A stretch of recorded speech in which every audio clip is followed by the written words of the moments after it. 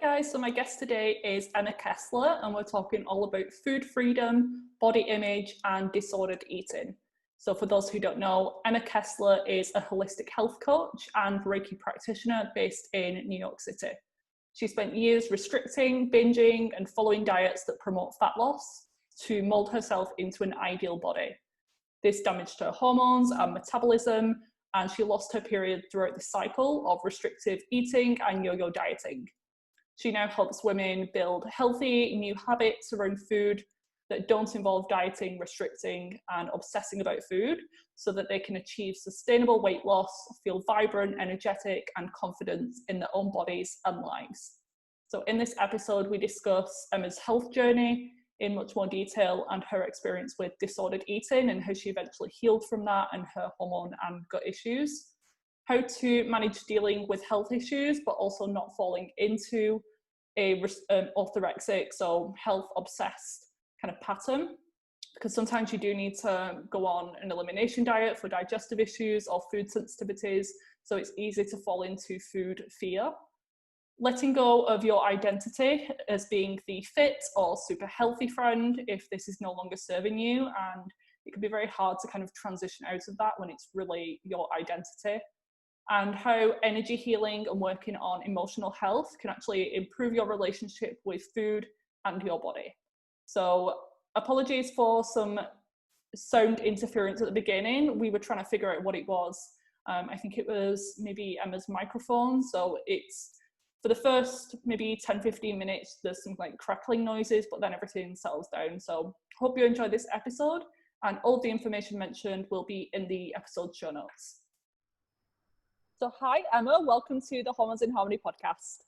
Hi, Vivian. Thank you so much for having me on. I'm excited to chat with you today about your health journey, disordered eating, dieting, those types of things, because a lot of women listening to this podcast, they're already pretty healthy. They're eating a great diet, they're exercising, but some of them are like bordering on being a little bit too obsessed with health, which isn't a great thing. So we want to find a nice balance, and I think you were the right person to have on to chat about that. But before we get into it, I want to know about your journey, how you got into holistic health, why you became a coach. So take as long as you want to talk us through that.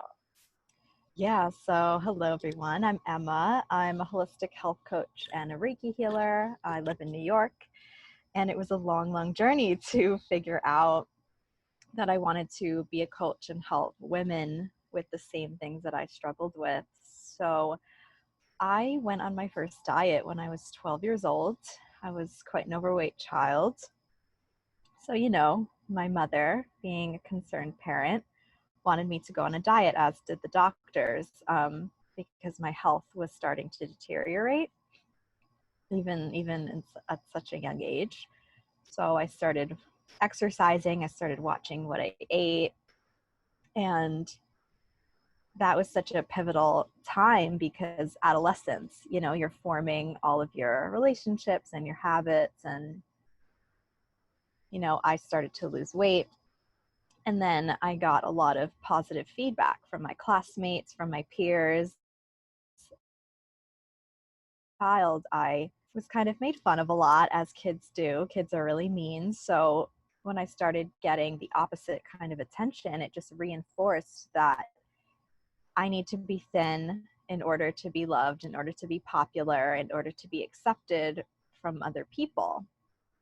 So that's kind of where that cycle began of my dieting and restricting food and over-exercising.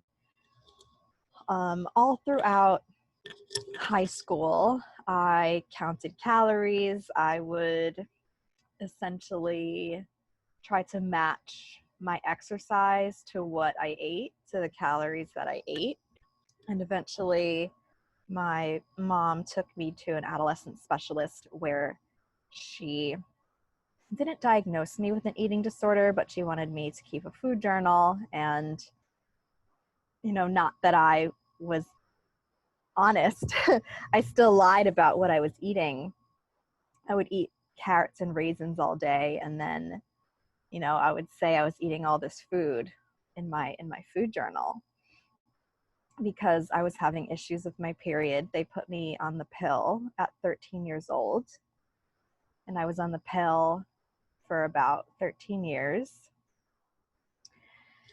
And all throughout that time, I was still dieting. I was still restricting. I wanted so badly to stay popular and stay accepted by my peers. So I did everything in my power to stay thin.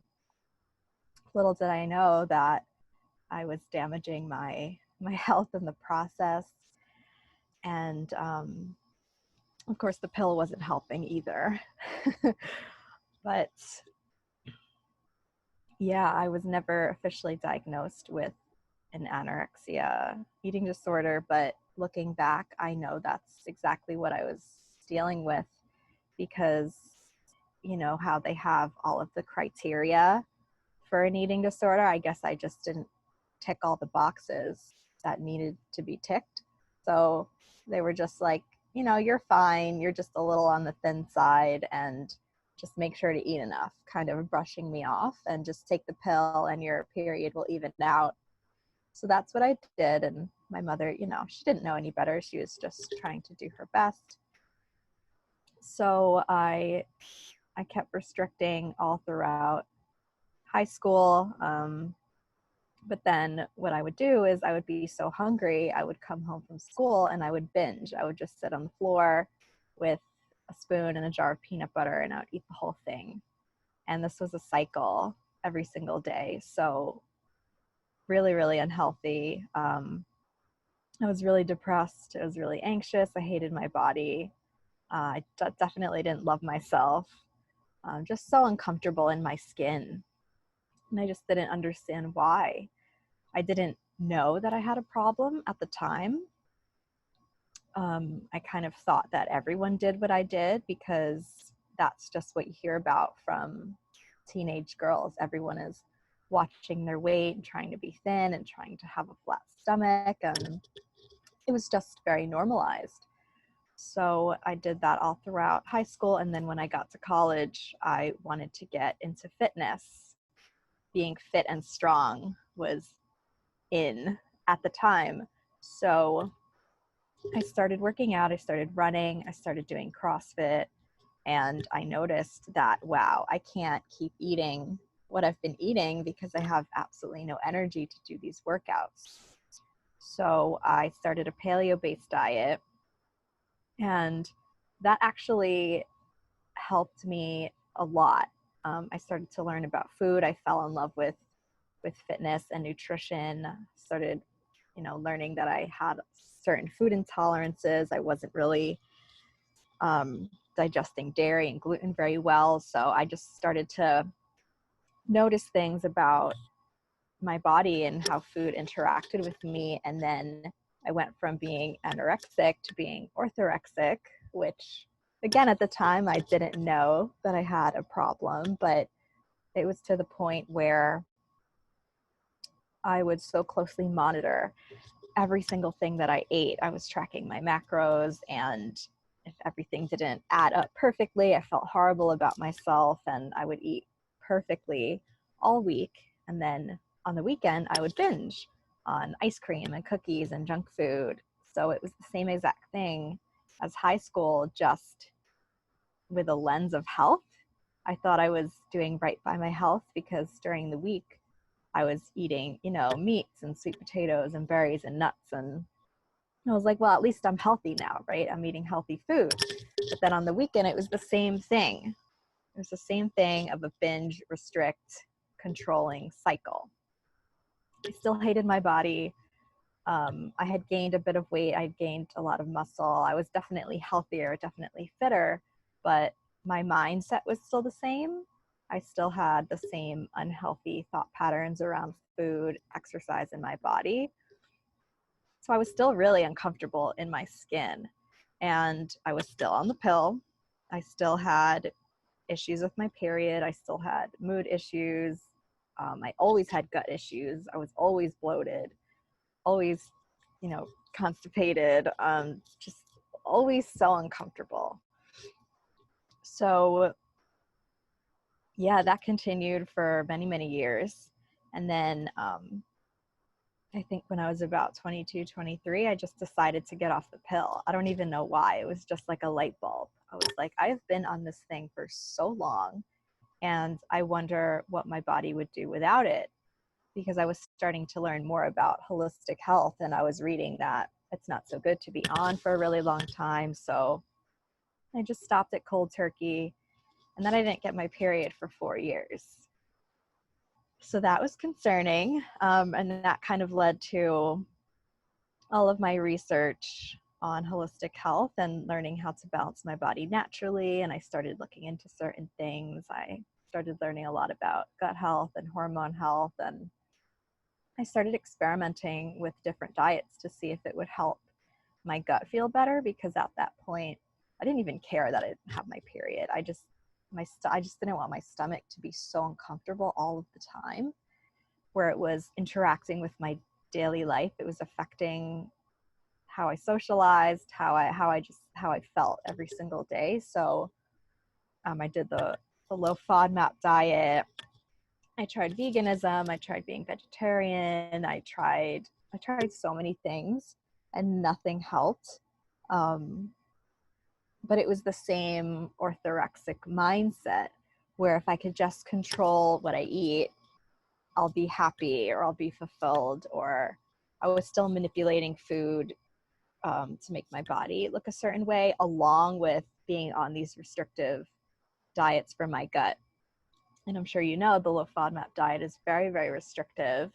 And I wasn't working with a practitioner. I was just doing this all on my own. So I was on that for like 3 years.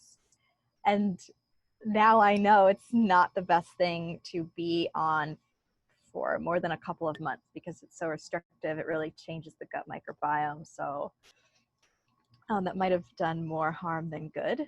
But what it did do was get me to notice that I had a lot of certain sensitivity. So I just started going down the rabbit hole and started finding out all this stuff about gut dysbiosis. So I eventually sought out a functional medicine doctor that did all of the proper testing. I found out a lot of underlying health issues that I had. I had parasites, SIBO, H. pylori, low thyroid. I mean, the list goes on and on.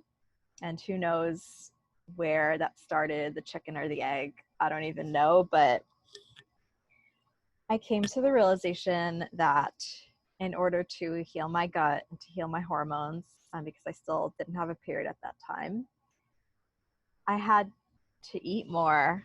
I had to eat differently. I had to stop controlling my food. I had to stop over exercising. At that point, I was still exercising to earn my food. But on the outside, it was like I identified as that person who was really healthy, fit, and in shape. That was my identity.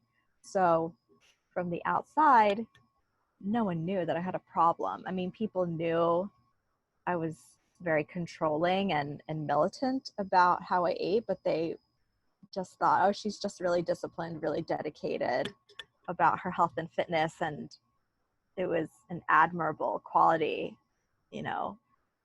But on the inside, I felt so out of control. Even though I was controlling all of these things, I think that's what I was really trying to achieve, was that sense of control.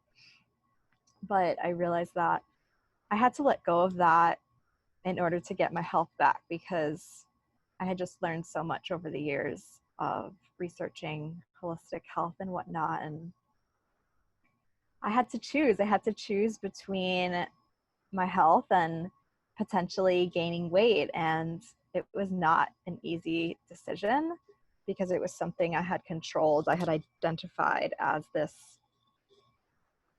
you know, thin person my whole life. And I was just like, I need to just let go, because I'm never going to be healthy if I don't change something. So I stopped tracking my food. I stopped over exercising. I just stopped kind of like overnight. And it was really, really difficult. And that led me to a lot of mindset work that I did on myself, and going to therapy helped as well. And just building a network of people. So it's been a journey of about 2 years that I've been consistently working on my health, and just letting my body do what it wanted to do. I ended up gaining about 30 pounds over the course of 2 years, and today I'm heavier than I ever was, but I'm the healthiest that I've ever been, and the happiest, actually, learning how to love my body as it changes, because it's doing what it needs to do, and I'm nourishing it and nurturing it in the way that it should be, as opposed to forcing it to do something that it's actually not meant to do. And I believe that now I'm at my weight set point. I think my body is meant to be at this weight really, but I was forcing it to be 30 pounds less than it was by manipulating all of these things. And for those of you listening, if you're doing something where it's a constant everyday struggle and like a forcing of like, if you eat a little bit more, you gain weight. Well, then you're not meant to eat that little. You're meant to be a little bit heavier. And once you accept that, and once I accepted that, that's when I was able to truly just surrender and give in. And that's when I started getting my health back. So I finally got my period back, and it's been regular for 2 years. I cleared up all my gut infections, and I'm still working on stuff. You can't really undo 25 years of damage in a few months, but I'm just patient and consistent. And when those thoughts come back of, I still have those thoughts of wanting to control things, but it's about not engaging with them and realizing where they're really coming from. And I've learned that it's always some kind of emotion that's not being addressed in any sort of way. So yeah, that's it's going to be journey. a lifelong thing that you just need to manage and be aware of. And I found that as well, like people, for myself, with that whole journey, I started off that way, wanting to tone up, I'm using quotation marks here, and just get a little healthier. But I have a bit of an obsessive personality, so when I get into something, I take it to the extreme, and compounded by people giving you praise and saying how good you look, and that fuels the issue and the disordered eating. But then mine turned into focusing on weight and kind of health, to focusing on weight mainly and body image, to then developing issues like SIBO, parasites, and having multiple food sensitivities. I had a disordered eating pattern in that aspect as well, because I then was like, oh my God, I can't eat because it's going to make me react. So how did you deal with addressing the gut issues and maybe having to limit certain foods, gluten, dairy, maybe garlic and onions, like really high FODMAP foods that are a problem for a lot of people, and not falling back into those disordered eating patterns? Did it help that you were working with a practitioner? Yeah, it definitely did help that I was working with a practitioner to guide me, and she knew about my history. So that was really helpful to have that support. But maybe at the time it wasn't the best mindset to have, but I was still in the beginning. I was of my journey to just accepting my body as it was, as it changed. So I still had those thought patterns of being able to restrict, I guess. So, and I was already not eating gluten and dairy and sugar and things like that. So I was kind of used to it. So I went on this gut protocol, and a lot of the foods I wasn't able to track. Like I didn't know how many calories they had. So that kind of actually helped me stop obsessing about it, because I was like, if I don't know what it is, and what's the point of trying to figure it out? So that was when I just gave it up. So yeah, I just ate the foods that I was supposed to eat, lots of bone broth and stews and easy to digest foods. I was basically doing a leaky gut protocol plus low FODMAP plus low histamine, because I also had histamine intolerance, where I would eat chocolate or berries or spinach and I would get so itchy and I would get a rash. So I was used to being restrictive, but I wasn't used to not tracking. So it was like I was able to let one thing go at a time. So it wasn't like all at once. So it wasn't too overwhelming for me. So I let go of the counting and the tracking. I just ate intuitively, ate when I was hungry. I ate the things that I could eat, because I also had the thought of, I'm not restricting to manipulate my body and to control. I'm restricting to heal my body now. I had a different mindset about it, whereas like I'm healing rather than I'm controlling and trying to like look a certain way. So I did that first, and then once I was able to tolerate more foods, I just slowly started adding things in, testing things out, and over time I was able to tolerate more and more things. My histamine intolerance completely went away. I started introducing more FODMAP, so just slowly but surely I started adding more foods in. So it was like a slow process. It wasn't all at once where I was like completely bombarded by a completely different lifestyle. So that helped, and just keeping that in mind of I'm healing, like constantly with the positive affirmations was really helpful. And I started to delve into why I had all of those issues around food and my body, and working on the root of that. Where did my control issues come from? Where did my body image issues come from? And figuring out the root of those things with the help of a therapist. I was also working with an NTP. So this whole network of practitioners that I had along my journey was really, really helpful. Not sure I could have done it completely alone, but I was very determined to get better. And I knew that my situation and my whole journey was for a reason. I always knew that I wanted to do something either related to food, nutrition, fitness. I just wasn't sure how I was going to do it. And during this whole journey, it kind of clicked for me that I'm supposed to go through this so I can help other people that have these issues, because I think health now is so in, right? Keto and paleo and this and that, and it's so normalized to restrict and control certain things, but it's through the lens of health, right?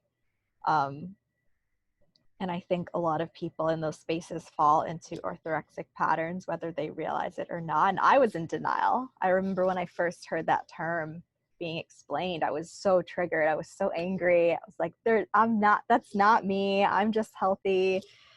And, when something triggers you, it's usually because that is you, and you have to take a look at that. So I just started looking for triggers almost to get deep down into why I did what I did. And just really getting into the root cause of your behaviors and your patterns was helpful. Yeah, people would be so surprised, the people listening, how many health coaches and nutritionists actually have like really bad relationships with food. Like they're posting pictures of their meals, but they're actually not eating those things. I've worked with like a number of quite popular health coaches and influencers and things like that, and it's crazy to see the difference between like real life. I know we do like the before and after, like real life versus Instagram, and how it really is a highlight reel. So just a reminder to everyone, like don't be fooled into thinking someone's living this healthy, natural lifestyle, because you really don't know what people are actually doing and what they're going through. I try to be like really transparent and open on my profile. Like times, like I passed out last week and I was like telling people don't do what I did. I like detox too much, or if I get a breakout, I'm like, I'm human as well, like showing the real life. And some people think that is going to be a turn off. Like, who's going to want to work with you when you're like struggling or you're not 100% perfect? But I think it actually makes people want to work with you and find out more, because they like think, oh, this is actually a real human behind the screen. Yeah, I completely agree. I try to be transparent as well on my Instagram. Like, I'll post stories of, hey, this is coming up for me today, or like, I was at the beach today and I found myself critiquing my body before I left, or things like that, because when you've had those thoughts for so many years, that they're just so ingrained. I don't really believe that you ever 100% heal from an eating disorder. I mean, you might not be doing the behaviors, but the thoughts still creep in. It's just, like I said earlier, about engaging or not engaging with them and realizing where they're really coming from. And that's what I do. I ask myself, and usually there's a reason, like an underlying reason that is emotionally related or situational, something in my life going on, maybe that I feel like I don't have control over. So it's the old thought pattern of, I can't control this situation, or I can't control what's going on in my life, so I'm going to try to control my eating, because that is, physically the only thing that anyone can control that I can think of right now, really. Mm-hmm. You can control what you put in your body. And I think that's why it's so common, eating disorders and orthorexia. And how did you deal with that mindset around, oh, I'm like the healthy fit friend, I'm like the gym goer, I eat the salads and I don't drink? Like, changing that over, that can be difficult because it's like your personal identity. So do you have any tips around that? Yeah, it was actually really tough, but yeah, I struggled with that for a while, actually. It was a big ego thing for me. But I tried to turn it around as to, you can still be healthy and fit and be, how can I word it? Like, health conscious, but you don't have to Yeah, take it to the extreme. exactly. So I kind of changed that to, you can be health conscious, fit and healthy without, That being, being being just, obsessive and yeah. controlling. So I kind of switched it. So I didn't have to identify anymore as someone who was super lean and shredded, because that's what I felt like I had to be. I felt like if I let myself gain weight, going through my health journey, that I wouldn't be able to identify as such anymore. But just changing the lens on it, I think, is really helpful, of, just being really transparent. And because by me doing that, I've received more positive feedback than I ever have, you know? So, What about the mindset with like weight gain as well? So you're saying you're maybe the heaviest that you've ever been, but you're also the healthiest and happiest. But that can also be a really big struggle, and it can keep people stuck in their restrictive patterns and their habits, because they're like, I need to stick with these size 6 jeans or my life is over. So how to also deal with having to gain weight for health and happiness reasons. Yeah, so that also goes back to identifying the root cause of those thoughts and those emotions. I struggled with that too. I kept size 0 jeans in my closet for years, and I only got rid of them a few months ago. It's almost like a cord cutting of your old thought patterns. Yeah, it's a lot. Definitely realizing that in order to heal, you kind of have to let go of that old body. I mean, it sounds kind of woo-woo, but I do like a cord cutting meditation. I was doing that over and over, trying to essentially cut the cord of my mind being connected to that body. Like I was afraid of the unknown, of what my body would look like and how I would feel. Like I couldn't picture myself in a healthy body and a bigger body because that's all I knew. So I started visualizing myself as healthy, visualizing myself as healed and not bloated and, you know, happy and not anxious and not depressed because of all of the gut issues that I think were caused by all of my restriction. You know, it was like a domino effect of anxiety and depression. So I was just picturing myself how I wanted to be. So I think remembering your big why. How do you want to feel? And then what do you need to do to feel that way? You're not going to feel that way if you stay stuck with, I need to stay in these size jeans, right? So just realizing that and just picturing myself in the healthy body that I wanted to be in, even if it was a bit bigger, was really helpful. So that's one thing I would say for sure. And, you know, also figuring out where the thought of I need to be this size for whatever reason, it was like, okay, so what about, why is it this number? Why is it this size? People, you know, people weigh themselves every day and they get stuck on like one certain number, right? It'll be like some random number, not even an even number. Like I want to weigh 122 pounds, right? It's like, why, figuring out why your mind fixated on that number. Where did that originally come from? I did a lot of shadow work on where my ideas of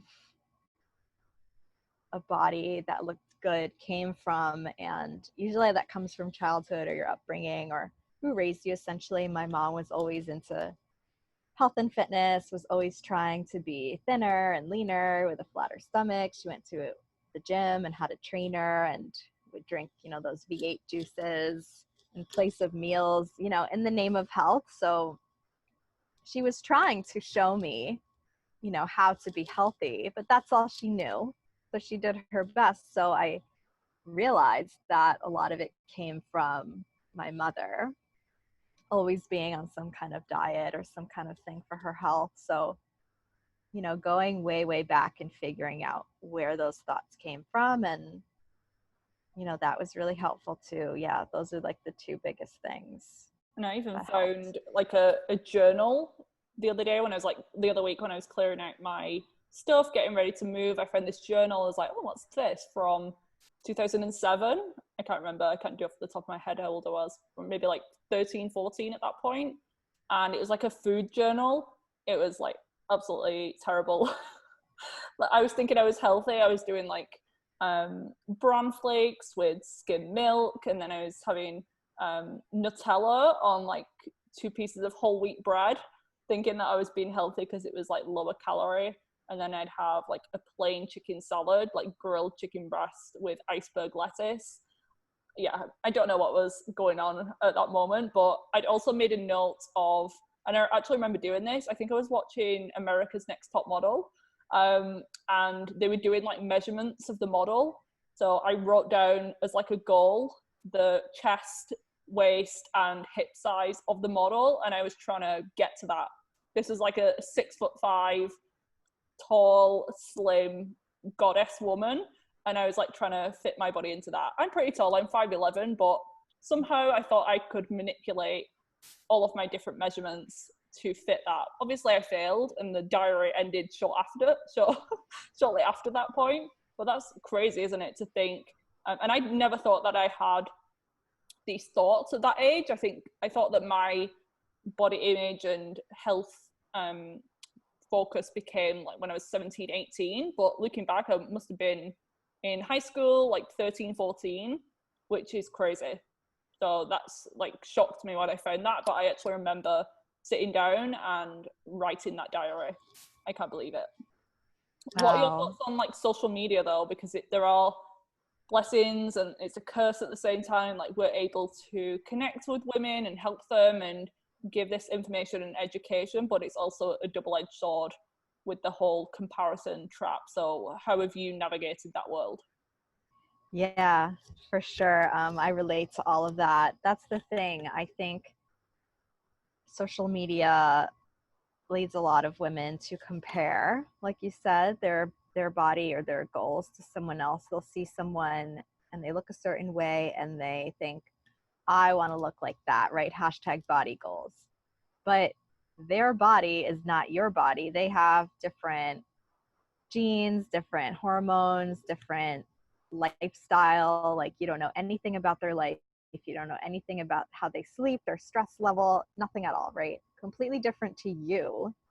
So you trying to look like them is unrealistic and you're going to fail. I've done that too. So, I would see these like physique models or whatever, like fitness models, and I would do, they would put their what I eat in a day or my workout routine, and I would follow all of that, but I still wouldn't look like them. And I would think, what am I doing wrong? I'm doing everything right, but my stomach still doesn't look that way. What the hell's going on, right? I felt so defeated, like I let myself down, and yeah, just basically like crap about myself. So I think realizing that every body is different, so you can strive to be the best version of yourself. And if you're doing that in a healthy way without restricting and over exercising, like what I do now is essentially intuitive eating, which is really just eating, right? And also intuitive exercise. I don't have any specific plan, whereas I used to have like a bodybuilder style workout routine where, if Monday was leg day, I had to do it. And if I didn't, that was really, really bad. But I don't do that anymore. Everything's intuitive, and my body, like how my body looks now, I think is really just the ideal way to be. Just everything should be intuitive, and how your body looks doing that is how it should be. And, the media makes it seem like that by doing that, you're lazy or, you're not dedicated, you're not motivated, but I disagree. I still love eating healthy. I still love moving my body, but to make it look that way, I would have to manipulate so many things in my life. And I was just so sick of doing that. And I think a lot of people now are kind of waking up to that. I've seen a lot of stuff lately, a lot of other coaches and influencers using their platform to spread the opposite message of bio individuality and, being really health conscious, but in a way that supports your body in a healthy way, as opposed to trying to make it squeeze into this ideal of what someone else looks like when the other person, like you said, is like, a foot taller than you and has a completely different body structure. Like there are so many different body types. I have always held more weight in my middle, like in my hips, and I was trying to make myself look like this model-esque body, and that is just not realistic. So I think just being realistic and realizing the type of body that you have and that it can't ever look like that person's body, because that's not you. You're you, just being okay with that, making peace with that. Yeah, self-acceptance. And you can change your body fat levels, but you can't change your physical skeleton to Right. make your hips more narrow. That's not going to happen. You can try all day long, but I can save you the time. Like you can't change some of these things. And I try to do my best at diversifying my feed. So making sure that I follow all different people from different backgrounds, different body sizes, acne positive people, like showing real skin that's not being airbrushed. And I noticed as well recently on social media, you were doing like a what I eat in a day. And I've had a dilemma with that. I did a poll a few months back asking my followers, is that something that you'd want to see for me, or is that going to be a stress? Because people follow it to a T when they say like, oh, she looks like how I want to look, or she's had a history of digestive issues as well, so I'm going to follow what she eats. Have you had that kind of dilemma as well? And do you find that your community benefit from the like what I eat in a day type videos?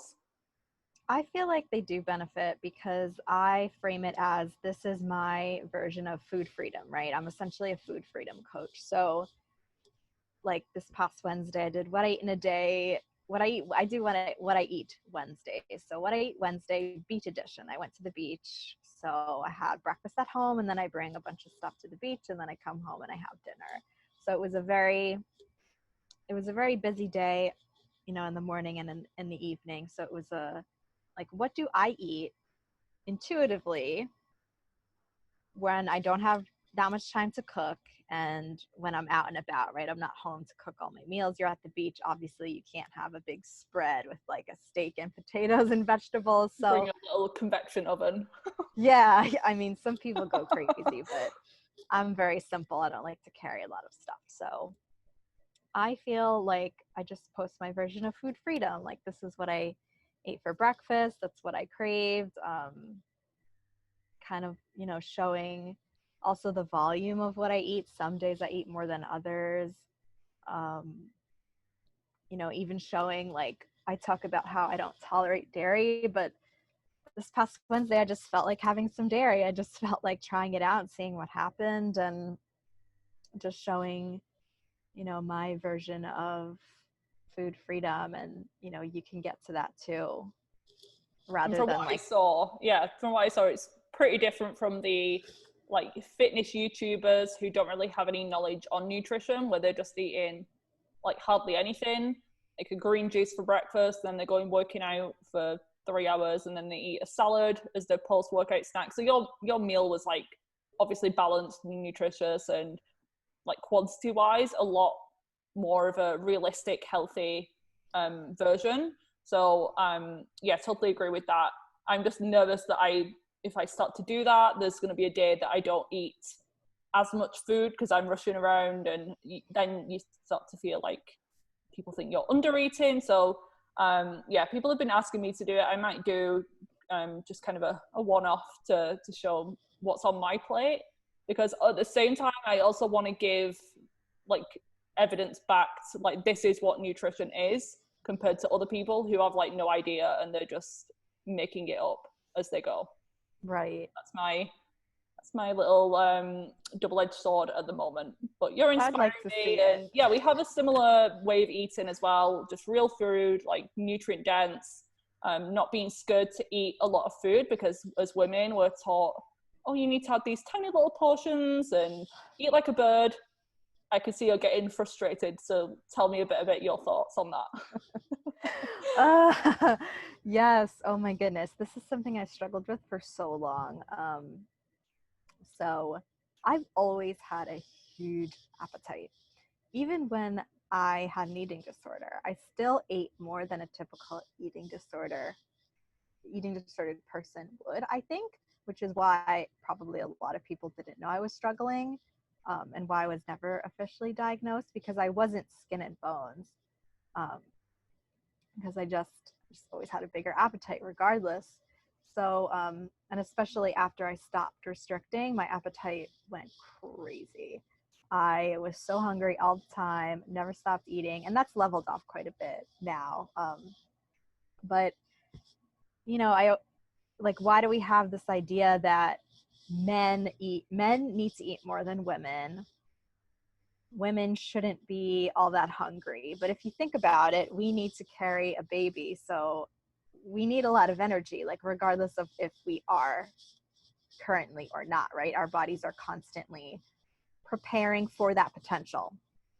So in order to do that, we need to be eating like enough food, enough fats, enough carbohydrates. And I just always thought, you know, that was wrong. I would always feel guilty. You know, I would always eat as much, if not more, than like my father or like a boyfriend, and it was always like a topic of like poking fun at me, and my mom too. I mean, she means it harmlessly, but she would look at my plate. You're gonna eat all that? I'm like, yeah. Yeah, watch me. She just doesn't understand because she doesn't really have a huge appetite, so she doesn't really understand how I can eat so much. But I also learned a bit recently about human design and realizing my type and my digestive type and like the type of eater that I am really was helpful in like quantifying how I've felt my whole life, and it just made so much sense. I have a very old digestive type, very primitive digestive type. I'm a manifesting generator, so I have like the biggest battery, so I need the most food, the most fuel. It's perfectly normal for me to eat more than like a projector or a reflector. So that was really, really interesting. It's like what my body knew, and then this just reiterated what I knew about myself. So that was super interesting. But definitely don't feel like as a woman you need to eat or should eat less or should have a smaller appetite than a man. And maybe you do. It's dependent on the person. I have female friends who don't eat as much as me or don't eat as much as the men in their life, and that's perfectly fine. But I just made peace with the fact that I do, and yeah, I just don't care anymore. So some Like, women, I think whatever. they've been like restricted for so long, they forget what normal is. So they're like, oh, I'm eating more because I used to eat like this much and now I'm eating a little bit more. But in terms of what is still normal, they're still a mile off. So I think also taking that into consideration. For those who don't know like what human design is, I think you know Victoria.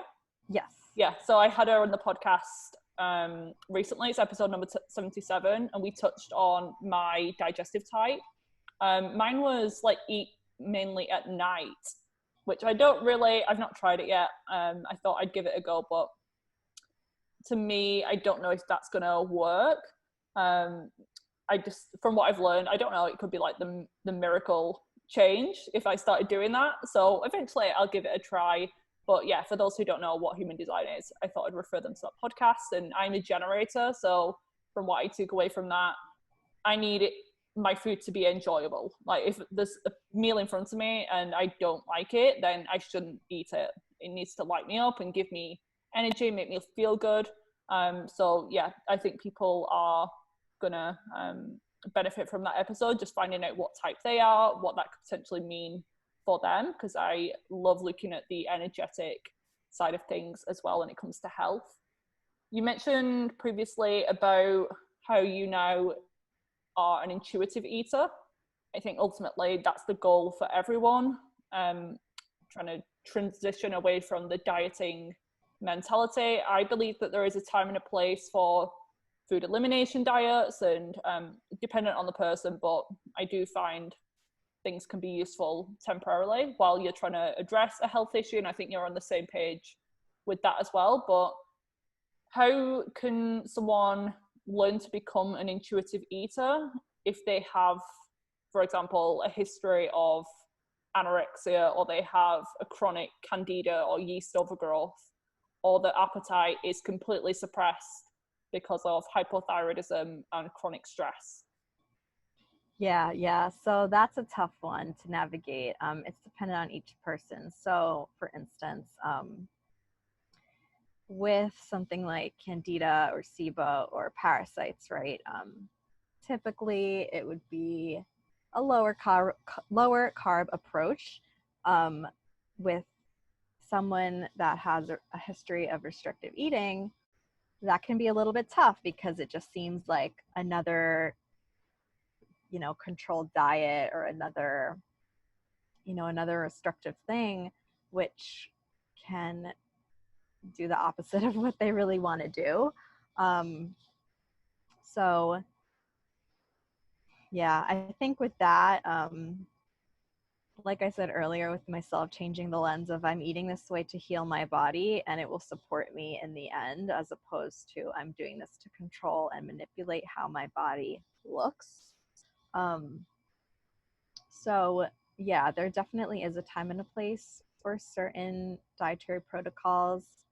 But if you start to feel too restrictive, I feel like, for instance, with Candida, if you're really craving berries one day, just have a few, you know, it doesn't have to be this insane thing. Obviously, don't go off and have a bowl of ice cream every day, but I think having, you know, a sweet potato here and there and some berries, you're not gonna automatically, you know, not heal from Candida just because you have some of those things. I think it's about balance and just being aware most of the time and trying to do the best you can do, because at the end of the day, if you're stressed out about your protocol, you're also not going to heal. The stress is going to continue to feed the yeast and the bacteria. So just still having a lighter, more compassionate approach with your body, and, you know, realizing that it's the journey too, you know, learning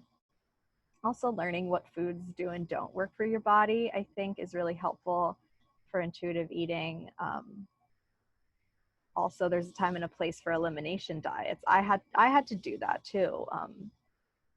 You know, I did like a 30 or a 2-month elimination diet where I got rid of the main food allergens and then I reintroduced them one by one, figuring out which ones triggered my health issues. So I think someone coming from that place with a lot of gut issues, it can be a helpful start to figure out what works and doesn't work.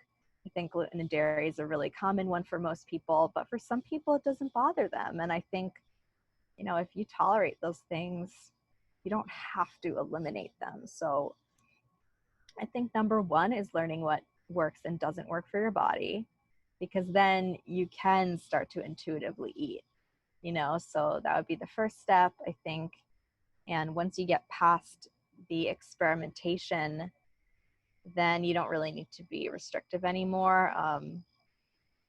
And also just reject dieting, like reject all those things that, and like just rejecting all the rules.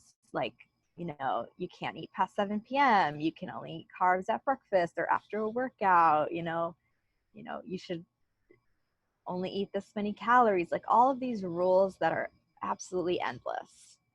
Just rejecting all of that and just dedicating yourself to listening to your own rules, you know, or no rules.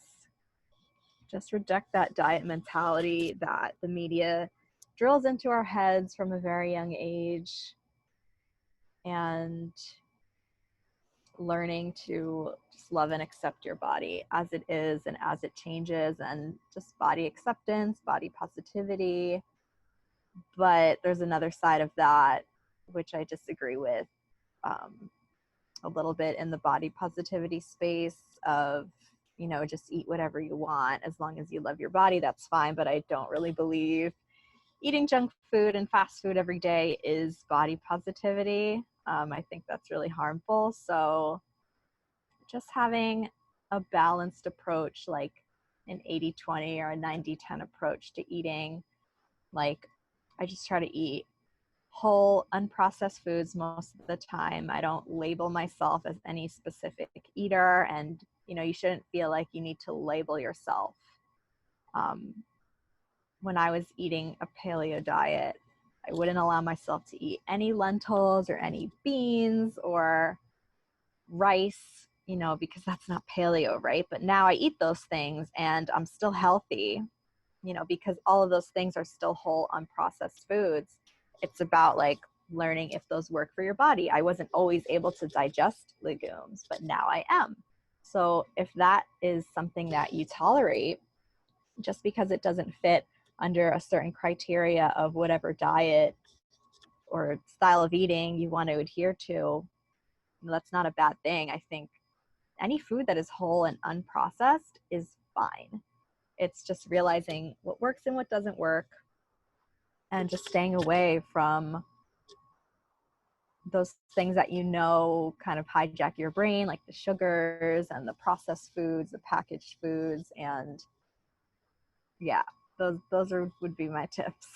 And just accepting as well that it's going to change. Like, you're in a healing phase, it might require something different to when you're pregnant or breastfeeding. So not being stuck in one diet dogma and never straying away, like pigeonholing yourself into one area.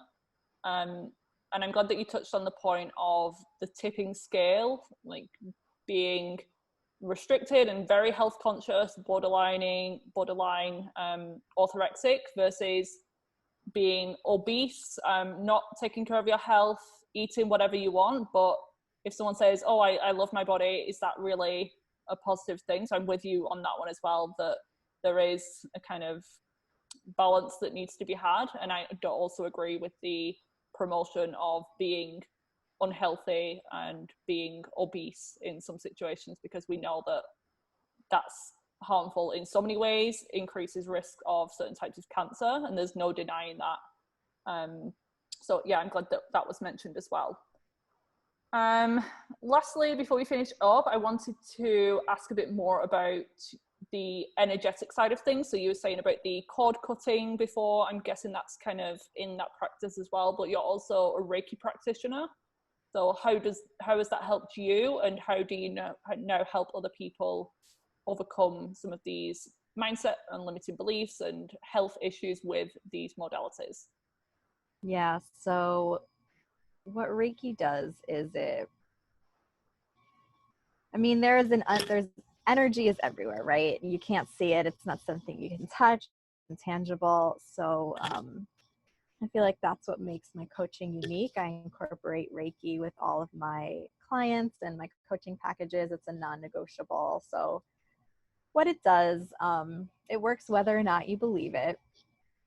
It basically moves and balances the energy in the body, and it puts the body into a parasympathetic state. So the body is able to fully relax, which can actually facilitate self-healing. So if people have certain health issues, it can allow them to relax and, allow those cells to release what needs to be released. Because I think today, most people are very hyperactive, always on the go. Women especially, I think that's why they run into a lot of hormonal issues, gut issues, mood issues. So that helped me finally just to be able to relax and breathe. I tend to lean towards like the masculine side of my personality. So Reiki energy healing really brings you into the feminine, where you're just relaxing, receiving, and surrendering. And specifically, I work with clients on like food freedom and, people that do want to lose weight, but they want to do it a healthy way without dieting and restricting and feeling like they can't eat a million foods. And, working on opening up. A lot of it is about control. Like that's the pattern I see with clients. It's all about control, which was my pattern. So just kind of tapping into the energy of the person and seeing where there's resistance. A lot of the time it's around the heart, where they have trouble like with self-love, with self-acceptance, and also with receiving love. And that really goes hand in hand with intuitive eating. If you can't accept, love, and trust yourself, that's the key. If you can't trust yourself in general, you're not going to trust your body to know what to eat. So by working on that, I find that really helps with the whole food freedom piece in the coaching, as well as, around the crown chakra and just working on that control, like where's that control coming from. And things will come up in session and they'll just have like a realization of where that comes from. And, I'll intuitively see or feel certain things, and I'll bring it up and say if that resonated, and, usually it does. So yeah, it's like one aspect of my coaching. We do work a lot on the nutrition, the lifestyle, and the exercise from a non-restrictive standpoint. And then the other big piece is the energy and then the mindset that comes along after that. Oftentimes a lot comes up with the Reiki, so then we work on the mindset things that come up with that. So it's this whole package where when you go to maybe a nutritionist or a dietitian, and I was talking to one of my clients recently, and she got this huge stack of papers on how to track her macros. And, you know, we also went to the grocery store, and I showed her how to read food labels, and she just had no idea. And that really shocked me, that, a nutritionist doesn't show you how to read a food label and show you how to identify like hidden sneaky ingredients like sugars and wheat and things. And you can't just give someone a stack of papers, like, here you go, here's what you can't eat and what you can eat, and good luck losing weight. It's not going to happen. Yeah, she might be reaching 200 grams of carbs, but where are those carbs coming from, and what else are you getting? What other preservatives and additives and chemicals are you getting alongside those? Exactly. And I think the big missing link in a lot of practitioners is the mindset piece. Like intuitive eating, food freedom, and weight loss it's all about mindset. It's like your surface level goal might be weight loss or to become leaner or more fit, but there's an underlying thing to that always, and it's always emotional. And most practitioners, they're just not trained in that way. More clinical type practitioners. So I think that's where it becomes really beneficial to have a coach to do that deeper work. Agreed. Changing your diet and taking a few supplements is the easy work. And that's why people don't even consider or know about doing the limiting beliefs, the traumas, the hidden stress, but they are actually the most effective, life-changing aspects. And then once you do that, sometimes you don't need to be as quote perfect with your diet, because your emotional health, your energetic body is fully healthy. Totally agree. Before we finish up, I want to ask you a few questions for you personally, just about how you stay healthy and happy and vibrant. So the first one is, what's something that you do every day to stay in hormonal harmony? This can be in relation to nutrition or fitness or mental health. I meditate every single day. I have to. Depending on how my day is going, in my ideal world, I meditate morning and night, but it usually happens in the morning. I just like to start off my day with that. Sometimes when I first wake up, I'll just lay in bed and for 5 minutes just tap into how I feel, what my energy is like. And that's kind of when I ask myself, what do I feel like doing by way of exercise? Because before I would just pop out of bed super groggy and force myself to do whatever was planned for the day. And, I don't really do that anymore. So yeah, definitely meditation is the top thing that I do. I need to really get back into my routine again. Since moving, it's not been there, but I can tell the difference. So you've inspired me to restart my practice. What's your go-to breakfast? Ooh, breakfast is my favorite meal of the day. Same.